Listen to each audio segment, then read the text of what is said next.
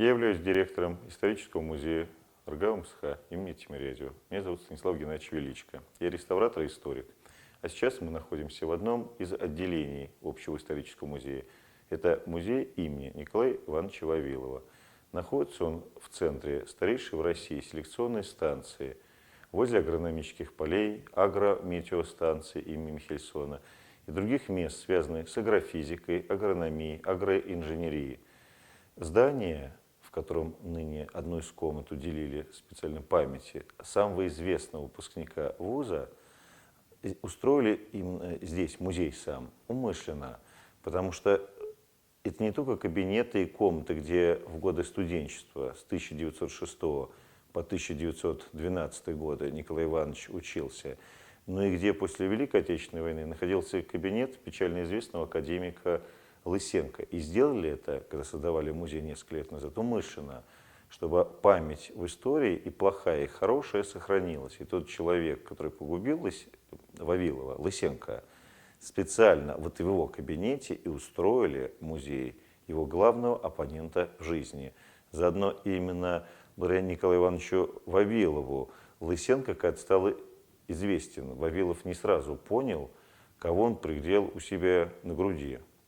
В этом музее собраны самые разные вещи. Несколько из них были приобретены у потомков Николая Ивановича, прежде всего сына Юрия Николаевича. Это старый письменный стол, который когда-то, став ученым, выпускником вуза, Вавилов заказал. Его же кресло, несколько приборов на столе. В этой же комнате находится шкаф, сделанный еще дедом Николая Ивановича.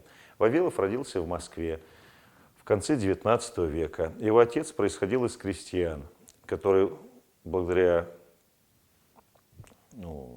Иван Вавилов, благодаря своему трудолюбию, достиг всего и стал в конце жизни владельцем очень крупного текстильного предприятия. Просто когда-то отец Николая Ивановича поступил на знаменитую на всю Россию, благодаря своей продукции и хорошему отношению к рабочим, трехгорную мануфактуру Прохоровых на Пресне, ныне Красной Пресне.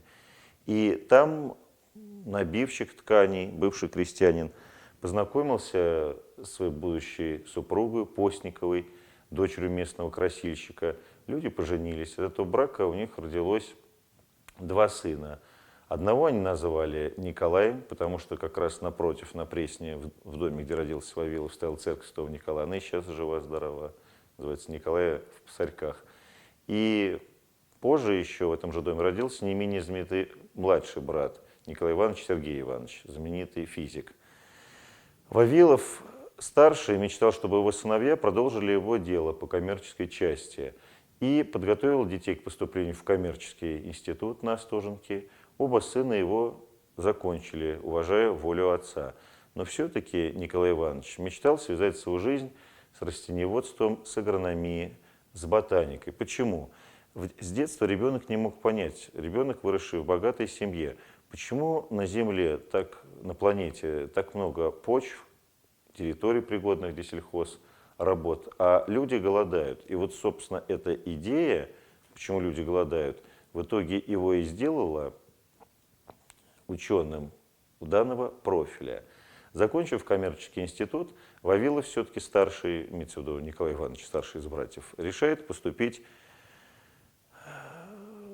связать сложность с наукой и поступить в Московский императорский университет, нынешний МГУ имени Ломоносова. Но оказалось, что в императорском университете надо было сдавать латынь. Ни в коммерческом институте, ни в средней, в нашем понимании, школе. Латынь Вавилов не изучал и решил не терять год на подготовку для занятий латыни и поступить в учебное заведение почти такого же естественного профиля, где из вступительных экзаменов подобного предмета с мертвым языком не имелось. Таковым учебным заведением и был Московский сельхозинститут. В прошлом же Петровская земледельческая академия, в будущем Московская сельхозакадемия имени Тимирязева. Наше учебное заведение несколько раз меняло свои наименования, но суть оставалась главной. Место, где научно-исследовательская работа и учебная не были оторваны друг от друга. И вот Вавилов сюда поступает. 5 лет проучился. В 1912 году сдал государственные экзамены. Еще будучи студентом, Вавилов написал работу, которая сделала его всероссийски знаменитым. Это работа о голых слизнях Московской губернии. Дело в том, что эти подобные научные работы, которые создал и Вавилов, в основном делают только очень крупные маститые ученые, не обязательно имеющие звание профессора. И работы подобные в России публиковались раз в год. И вот впервые за всю историю приняли работу не преподавателя, не ученого, а студента, которого все оценили, в том числе и главный учитель Вавилова, академик Дмитрий Николаевич Прянишников. Прянишников, в свою очередь, ученик Тимирязева.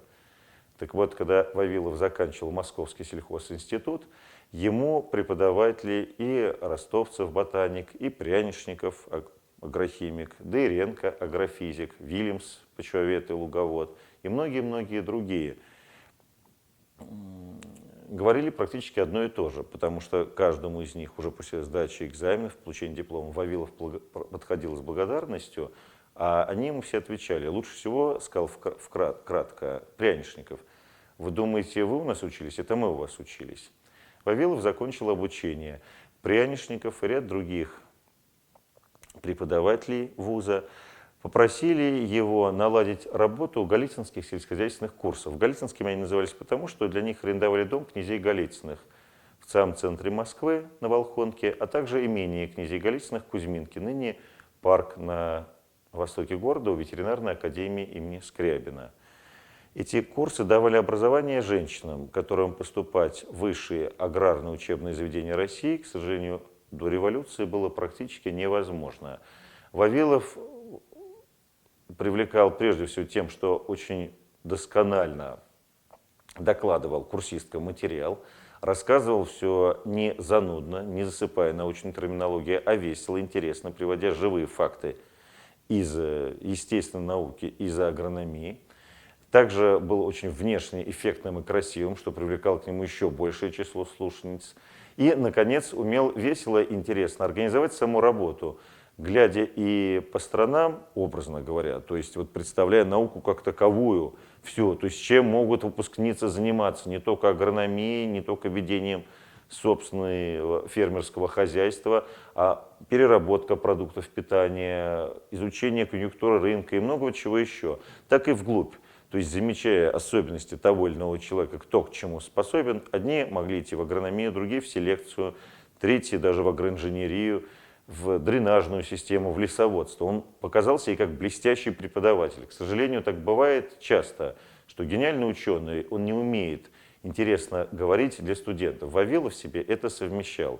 Проходили годы, начались научные экспедиции по всему свету. Наверное, единственное, где на каком континенте не был Николай Иванович, это Австралия и Океания. Ну, как, конечно, не континент, а просто территория. Ну, естественно, северные и южные полюса. И часть экспедиции Вавилов устраивал за свой счет. Его основной целью в этих экспедициях было сбор семенного материала, потому что Вавилов понял, что многие культуры выродились за тысячелетия их возделывания, и что нужно освежить семенной фонд мира, создав банки семян, именно найдя древние культуры, откуда произошли все современные виды. Неважно, это ячмень, пшеница, рожь, кофе, кукуруза и маис, яблоко и груша, лен.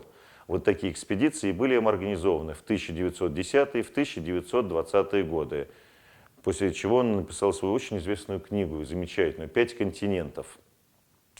От путешествий Николая Ивановича в этом музее сохранилось даже 2 его чемодана. Огромный, вернее, даже не чемодан, а саквояж, стоящий в холле, и небольшой чемодан на шкафе, когда-то созданным его еще дедом. Сохранился еще в музее один предмет. Это портфель Николая Ивановича, с которым он был арестован за несколько месяцев до начала Великой Отечественной войны. Долгое время он находился в Следственном управлении Наркомата внутренних дел, говорят по старому НКВД, позже в архиве КГБ, откуда был передан для музея. Мы специально сохранили предмет в таком виде, в котором он дошел до наших дней. Это один из основных принципов вообще музейного хранения. Не реставрация, а консервация, что гораздо важнее для истории и уважительнее к ней.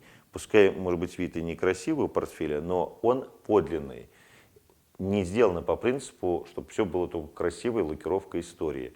Так же, как и то, что в бывшем кабинете Лысенко музея Вавилова, тоже правдиво. И, наконец, хочется заметить, данный музей, включающий в себя 3 помещения, он сделан прямо среди живых аудиторий, где студенты учатся.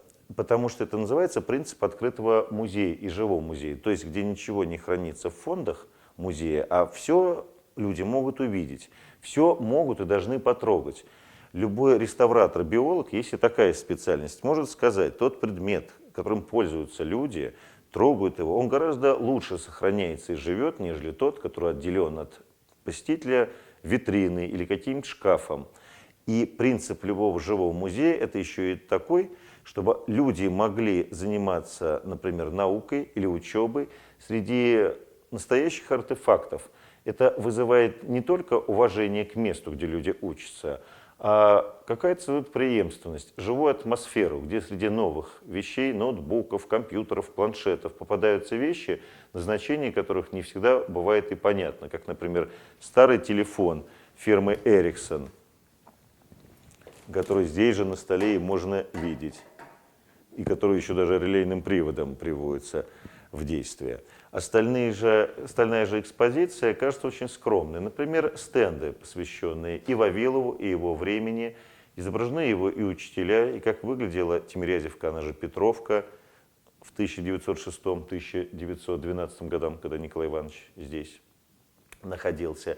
Но эти стенды памятны тем, прежде всего, что создал их сам сын академика. Во-вторых, эти стенды были сделаны для выставки, посвященной первой в истории СССР именно этому человеку, когда имя Вавилова, это еще мы говорим о 1987 году, было почти что под запретом. Представлены здесь и оригинальные, копии, конечно, оригинальных документов, прошение о поступлении в сельхозинститут, студенческий билет, как раз та самая знаменитая работа студенческая о голых слизнях Московской губернии, фотографии экспедиций, сделанных как по центральной России и по Волжью, так и за рубежом ученого. Среди многих экспонатов всегда всех посетителей этой комнаты ждет небольшой сюрприз.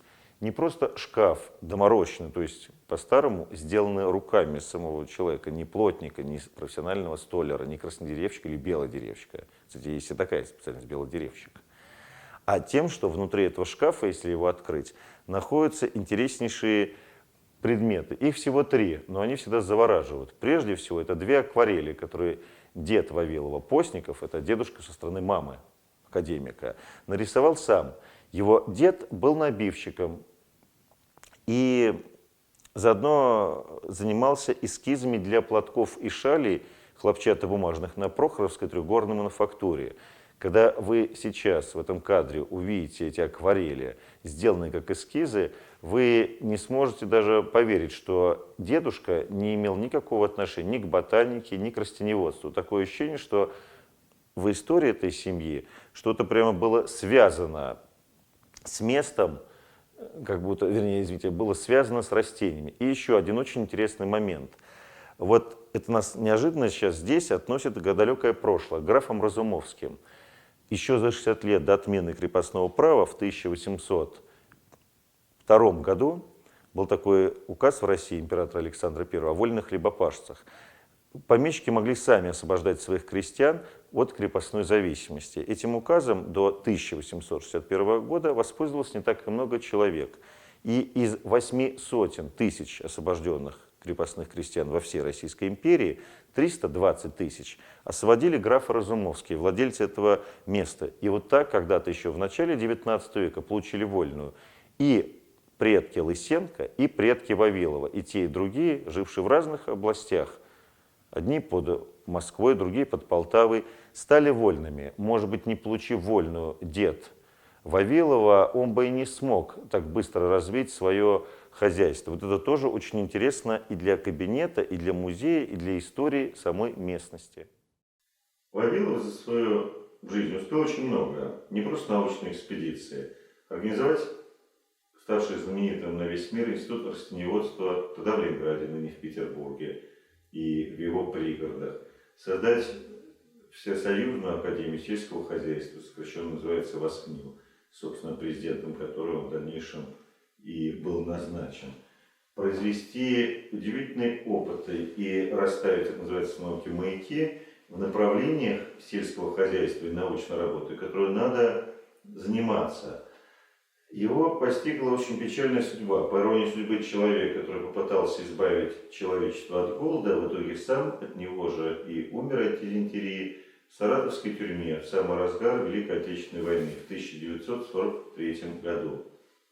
Дело в том, что Вавилов был крайне неудобен для советской власти по очень многим причинам. Во-первых, крайне неудачное происхождение, сын миллионера, то есть уже как бы классовый враг для понятия советского. Во-вторых, человек харизматичный и независимый, не подчиняющийся воле государства в том, что оно видело науку как придаток к сельскому хозяйству. Про такие вещи очень хорошо в те времена, то есть в 1920-1930-е годы, говорили, микроскопами гвозди забивать. Потому что государство хотело видеть только выращивание быстрее зерна, ну и других, естественно, продуктов для страны. Обо всем этом можете найти сведения в интернете. И Вавилов объяснял, что нельзя форсировать науку, и пока не будет изучена вся флора и планеты, и страны, возможности почв, влаги, то нельзя просто так огульно обещать, что можно вывести какие-нибудь зимоустойчивые пустынные сорта той же пшеницы и ржи. И из-за этого у него начался конфликт с властью. Заодно он был достаточно мягкий, интеллигентный человек и также относился к другим. И этим, собственно, и воспользовался Лысенко, который начал говорить правительству, в частности Сталину, то, что тот хотел услышать, а не то, что было в реальности в сельском хозяйстве. И Лысенко начал заниматься прежде всего профанацией науки. А чтобы в дальнейшем из-за своих корыстолюбивых целей сесть самому на пост президента, в кресло президента Академии сельского хозяйства, он с помощью ряда доносов, собственно, довел до ареста Николая Ивановича. Когда о аресте Вавилова узнал его учитель Прянишников, Прянишников обратился к шефу Наркомата внутренних дел Берия и сказал Берия примерно следующее, хотя по другой версии это было сказано лично Сталину. Вам надо кого-то посадить, арестовать или расстрелять, посадите, расстреляйте или арестуйте меня, но не Вавилова. Вы должны его спасти для науки. Но буквально через несколько дней после этого разговора Прянишникова с высшими лицами правительства началась Великая Отечественная война. Прянишников, который всегда защищал всех своих учеников и вообще жил по принципу «правда выше солнца», не успел добиться полной реабилитации освобождения из тюрьмы Вавилова. А из-за приближения нацистов к Москве всех заключенных Бутырской тюрьмы, где сидел в том числе по политическому делу, выдуманному, Николай Иванович, перевели в Саратов, где он скончался от голода. Могила его затерялась. Есть лишь символический кинотаф. Кинотаф по-гречески это ложная могила. Она находится на Саратовском кладбище. Там стоит небольшой бюст, копия которого, вернее даже модель, в которой этот памятник сделан, находится здесь, в музее Вавилова, в соседнем холле. А завершая рассказ о Вавилове, хочется сказать, конечно, человек уже давным-давно нет в живых. Несколько улиц в странах мира, институтов, учебных заведений носит его имя. Тимирязевка гордится, что это ее самый знаменитый, самый лучший ученик. Человек, который перевернул селекционное дело и генетику во всем мире, не в масштабах Москвы, России или Тимирязевки. А фраза Вавилова «пойдем на костер, от убеждений своих не отступим» стала крылатой и стала олицетворяться не только с ним, а со всем его поколением, которое почти так же и сгинуло в лагерях, или учение этих людей не было в свое время использовано, что в итоге отбросило нашу страну на много десятилетий назад в области селекции и генетики. Но общемировое признание Вавилова сильно до сих пор во всем мире. В Москве же это один из двух музеев, посвященных Николаю Ивановичу, и, по-моему, 5 или 6 в нашей стране.